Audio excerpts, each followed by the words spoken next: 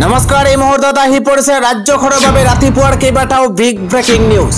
আজি 21 জুলাই অসমৰ লগতে ভাৰতৰ বিভিন্ন প্ৰান্তৰ পৰা এনে ধৰণৰ খবৰসমূহ নিতৌ চাবৰ কাৰণে চেনেলটো সাবস্ক্ৰাইব কৰি ভিডিঅ'টোত এটা লাইক কৰি দিব। এই মুহূৰ্তত জনাই আছো এটা ব্ৰেকিং নিউজ। প্ৰধানমন্ত্ৰী নৰেন্দ্ৰ মোদী পদ এৰি ৰাজনৈতিক সন্ন্যাস ল'ব নেকি? মোদীৰ এতিয়া বয়স হৈছে। প্ৰধানমন্ত্ৰীৰ পদ এৰি ৰাজনৈতিক সন্ন্যাস ল'ব নেকি নৰেন্দ্ৰ মোদীয়ে? বয়স হৈছে প্ৰধানমন্ত্ৰী নৰেন্দ্ৰ মোদীৰ। 17 ছেপ্টেম্বৰত 75 বছৰ সম্পূৰ্ণ হ'ব প্ৰধানমন্ত্ৰী নৰেন্দ্ৰ মোদীৰ।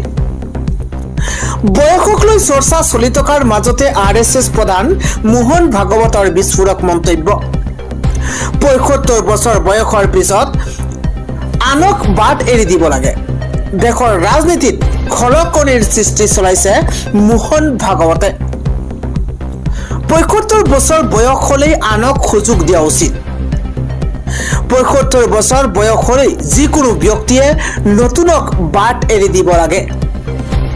75 বছৰ মানে বুজিব লাগিব বয়স হৈ গ'ল। বয়স হৈছে এতিয়া প্ৰধানমন্ত্ৰী নৰেন্দ্ৰ মোদীৰ। পৰৱৰ্তী খবৰ, চৰকাৰী ভূমি দখলৰ এক ভয়ংকৰ দৃশ্য। 252 বিঘা চৰকাৰী ভূমিত সন্দেহজনক লোকে গঢ়িছে এতিয়া গাঁওখনত নিৰ্মাণ কৰিছে মছজিদো। নগাঁৱৰ চামগুৰিত গড়েমাটি খোৱাত শীঘ্ৰেই উচ্ছেদৰ দাবী খিলঞ্জীয়া ৰাইজৰ। আন এটা খবৰ হৈছে বিজেপিৰ সকলো বিধায়কে 2026ত টিকট নাপায়। কোনে কোনে হেৰুৱাব লাগিব এতিয়া MLAৰ টিকট? ডাঙৰ ঘোষণা কৰিছে ৰাজ্যৰ মুখ্যমন্ত্ৰী হিমন্ত বিশ্ব শৰ্মাই। বিজেপিৰ সকলো বিধায়কে 2026ত টিকট নাপায় মন্তব্য কৰিছে মুখ্যমন্ত্ৰী হিমন্ত বিশ্ব শৰ্মাই। কোনে কোনে হেৰুৱাব লাগিব MLAৰ টিকট? 26ত একাংশ বিজেপি নেতাই টিকট নাপাব। ভাগ্য উদয় হ'ব একাংশ নতুন নেতাৰ। ডাঙৰ ঘোষণা কৰিছে ৰাজ্যৰ মুখ্যমন্ত্ৰী হিমন্ত বিশ্ব শৰ্মাই। চৰকাৰী আঁচনি সফল প্ৰয়োগ কৰিব পৰা বিধায়কেহে টিকট পাব। নতুন মুখ আহিবই, সকলো বিধায়কে টিকট পাব সেয়া নহয়। বৰ্তমানৰ কোনোবাই পাব, কোনোবাই নাপাব।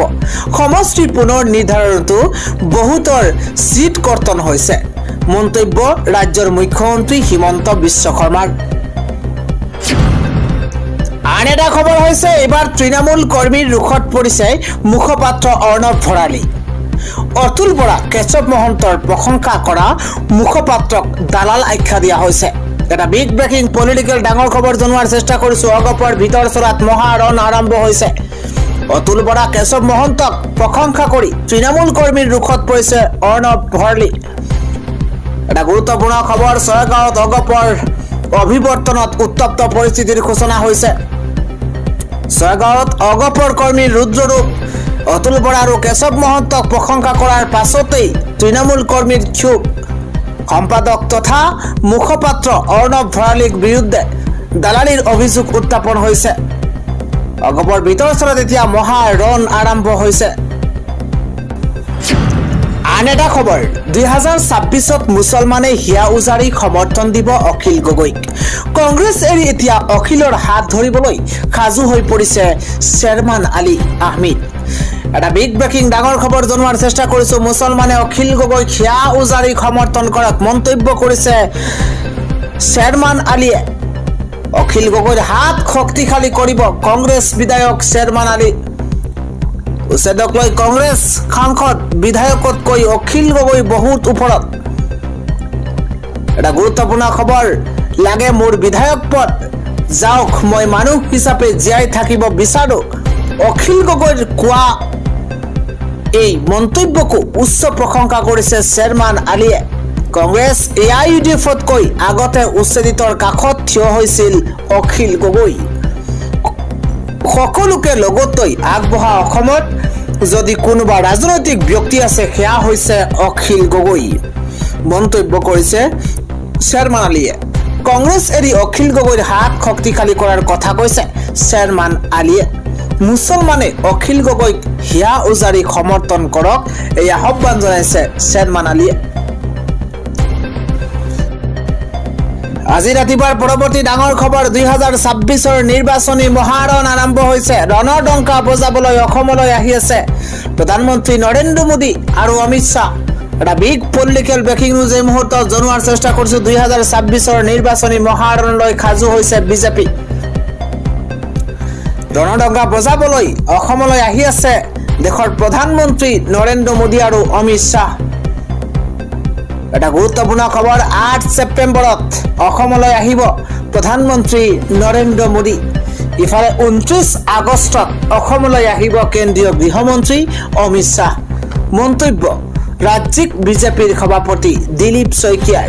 নৰেন্দ্ৰ মোদী আৰু অমিত শ্বাহক আদৰিবলৈ সাজু হৈ পৰিছে ৰাজ্যিক বিজেপি। অমিত শ্বাহৰ পাছতে আহিব জে.পি. নাড্ডা। হাই প্ৰফাইল নেতাৰ আগমনে কপাব অসমৰ ৰাজনৈতিক ভেটি। 2026 নিৰ্বাচনী মহাৰণলৈ সাজু হৈ পৰিছে বিজেপি। কিয়নো 8 ছেপ্টেম্বৰত অসমলৈ আহিব দেশৰ প্ৰধানমন্ত্ৰী নৰেন্দ্ৰ মোদী। 29 আগষ্টত অসমলৈ আহিব কেন্দ্ৰীয় গৃহমন্ত্ৰী অমিত শ্বাহ। মন্তব্য কৰিছে ৰাজ্যিক বিজেপিৰ সভাপতি দিলীপ শইকীয়াই। আন এটা খবৰ হৈছে মুখ্যমন্ত্ৰীৰ সৈতে মই একেলগে বিদেশৰ ঘৰ ভাঙিম। আজি মুখ্যমন্ত্ৰী হিমন্ত বিশ্ব শৰ্মাক টাৰ্গেট কৰি অখিল গগৈয়ে কেতবোৰ ডাঙৰ মন্তব্য কৰিছে। অখিল গগৈয়ে কয় যে মুখ্যমন্ত্ৰীৰ সৈতে মই একেলগে বিদেশীৰ ঘৰ ভাঙিম, ট্ৰাকত উঠি সীমান্ত পাৰ কৰি দিম, উচ্ছেদক লৈ হুংকাৰ। এইবাৰ অখিল গগৈ সবিশেষ জনোৱাৰ চেষ্টা কৰিছো। মুখ্যমন্ত্ৰীৰ সৈতে একেলগে বিদেশী খেদিব বিধায়ক অখিল গগৈয়ে। বুলডজাৰত উঠি একেলগে মুখ্যমন্ত্ৰীৰ সৈতে বিদেশী খেদিম, বুলডজাৰত উঠি একেলগে মুখ্যমন্ত্ৰীৰ সৈতে মই বিদেশী খেদিম, এই মন্তব্য অখিল গগৈ। বিদেশীৰ ঘৰ ভাঙিবলৈ বুলডজাৰত উঠি মুখ্যমন্ত্ৰীৰ সৈতে ময়ো যাম। বিদেশীৰ ঘৰ ভাঙিবলৈ বুলডজাৰত উঠি মুখ্যমন্ত্ৰীৰ সৈতে ময়ো যাম। মুখ্যমন্ত্ৰীৰ সৈতে একেখন ট্ৰাকত উঠি বিদেশীক বাংলাদেশ সীমান্ত পাৰ কৰি দিম। চৰকাৰৰ উচ্ছেদ সন্দৰ্ভত পুনৰ বিধায়ক অখিল গগৈৰ মন্তব্য। উচ্ছেদ কৰাটো অতিকৈ অমানৱীয় ঘটনা।